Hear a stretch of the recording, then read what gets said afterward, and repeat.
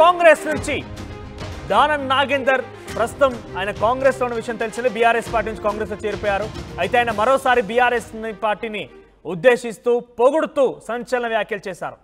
BRS Warangal సభ success అవుతుందని జోస్యం చెప్పారు ఆయన. కేసీఆర్ కోసం భారీగా జనం వస్తారని చెప్పారు దానం. ఇక స్మితా సబర్వాల్ ట్వీట్ సబబే అని వెల్లడించారు. కాంగ్రెస్ పార్టీలో ఉంటూ కేసీఆర్ పైన దానం నాగేందర్ అనుకూలంగా కామెంట్స్ చేయడం పైన ప్రస్తుతం సర్వత్రా ఆసక్తి నెలకొంది. మళ్ళీ దానం బీఆర్ఎస్లోకి వెళ్తారంటూ కూడా ప్రచారం జరుగుతోంది. ఈ నేపథ్యంలో దానం నాగేందర్ కామెంట్స్ పైన కాంగ్రెస్ పార్టీ రియాక్షన్ ఏముంటుందో చూడాలి. కాంగ్రెస్ పార్టీలో చేరినటువంటి దానం నాగేందర్ తిరిగి కాంగ్రెస్ పార్టీ పైన సంచలన వ్యాఖ్యలు చేయడం చాలా ఆసక్తి రేపుతోంది. ఒకసారి ఆయన కేసీఆర్ సభని ఉద్దేశించి ఏం మాట్లాడారో చూద్దాం. అసలు సభ పైన మీ ఉద్దేశం ఏంటి? అసలు భారీ సక్సెస్ అట, అది ఉప ఎన్నికలు కూడా వస్తాయంటారు.